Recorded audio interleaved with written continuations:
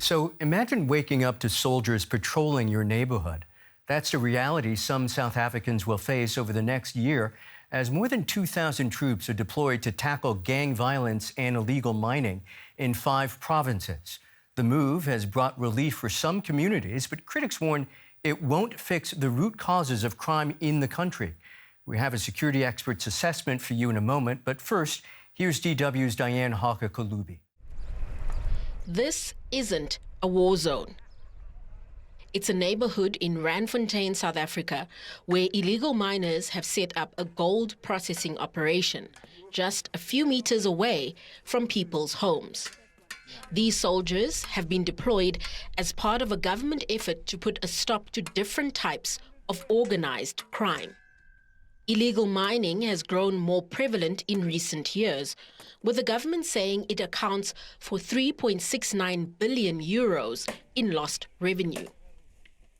Communities that border illegal mining hotspots hear gun battles between warring groups and sometimes face direct threats. Many were too afraid to speak on camera, but this man was willing to explain what it's like living here.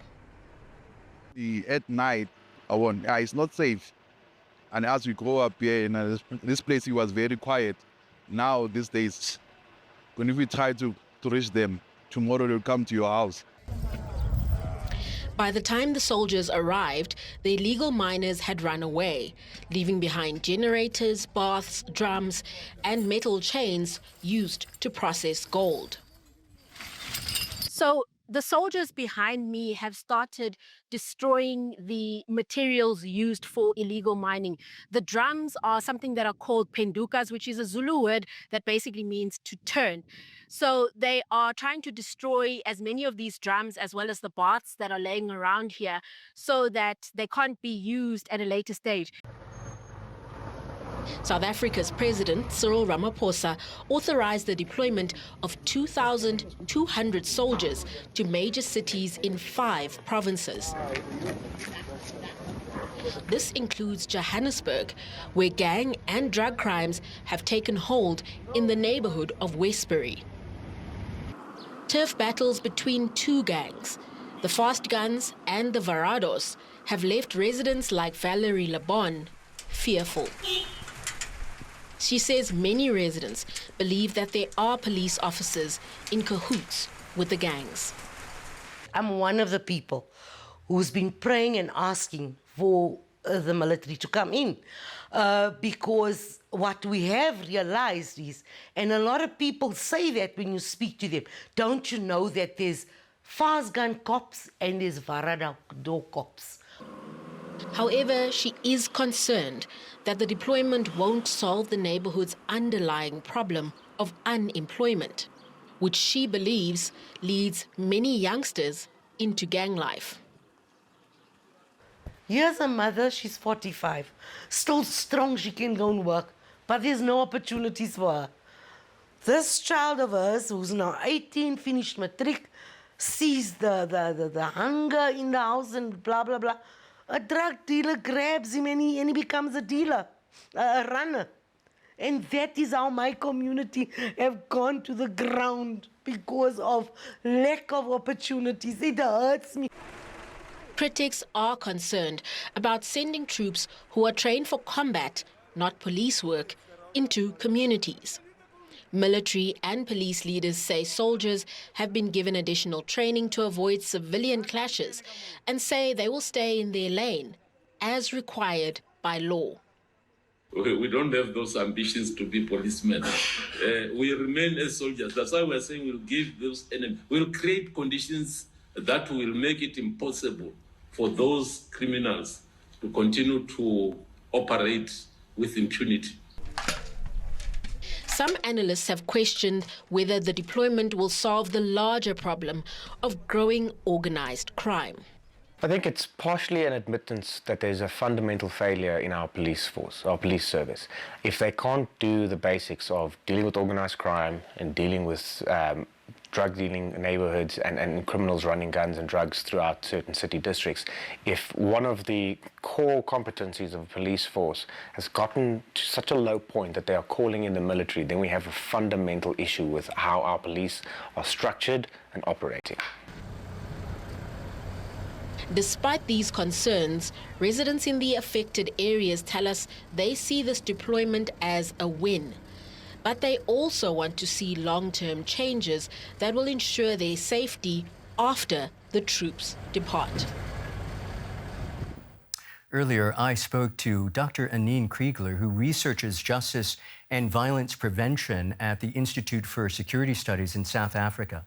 I asked her what the evidence tells us about deploying the military to fight crime and whether soldiers on the streets really reduce violent crime or simply change how safe people feel.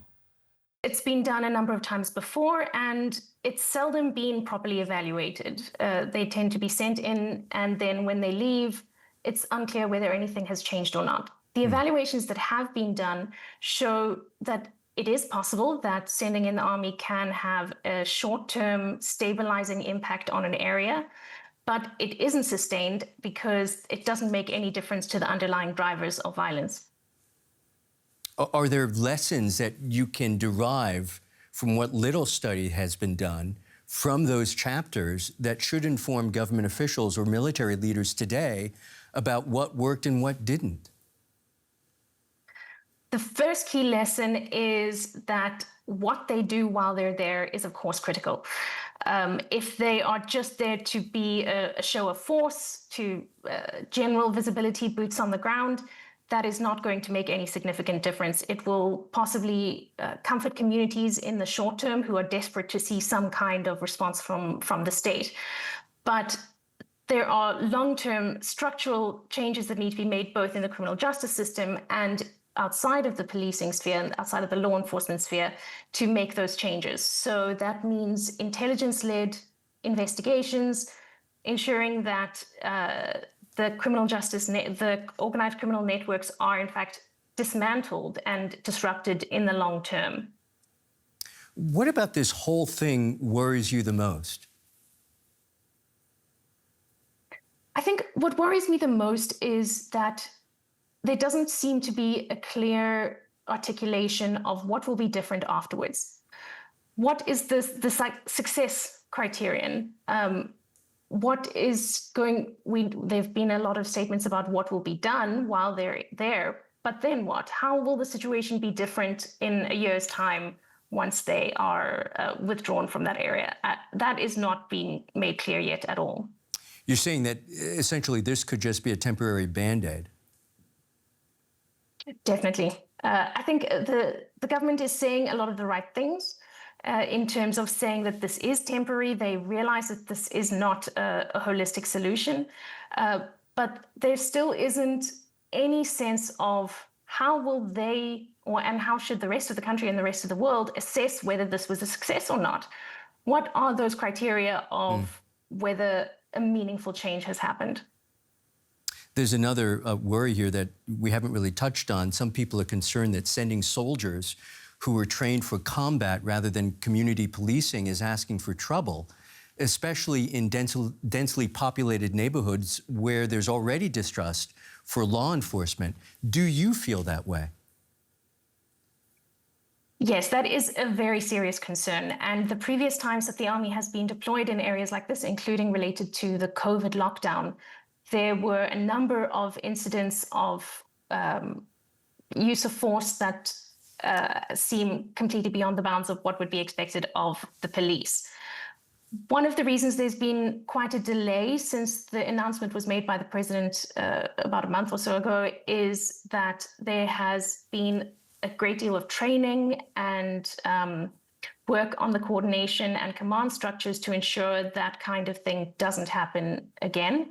But as you say, soldiers are not police. The relationship between soldiers and the places where they work is not the same as what the police do. So that is a very serious risk, and there will have to be very strong oversight and consequences for any departures from that. You mentioned earlier deeper fundamental causes of organized crime. and not addressing those issues. So let's talk a little bit more about that. What are those causes you think that are not being addressed? So some of those causes are related to weaknesses in South Africa's criminal justice system.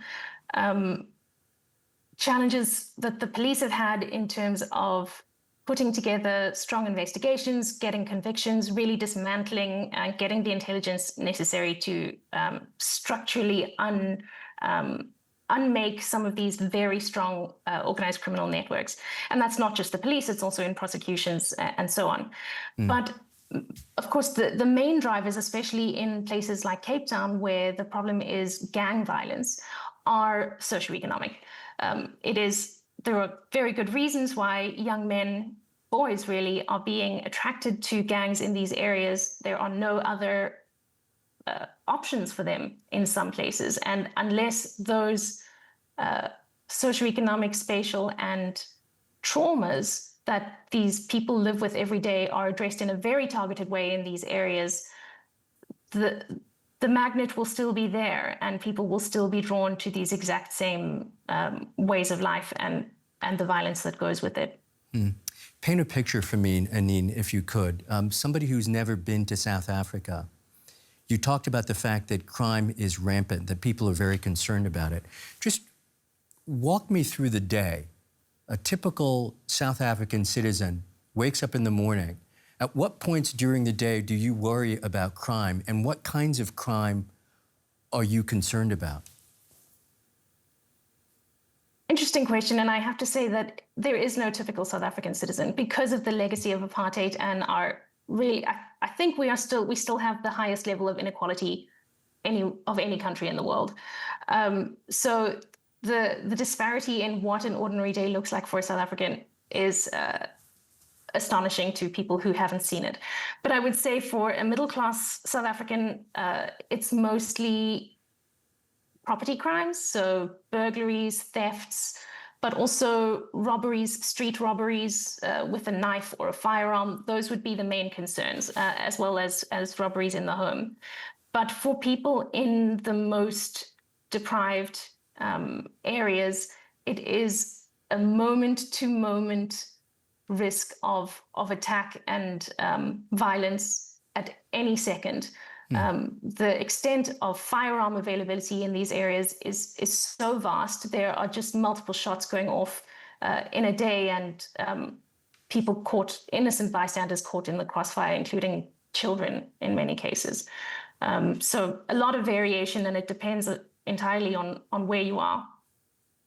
Why, in your view, is Ramaphosa deploying the military?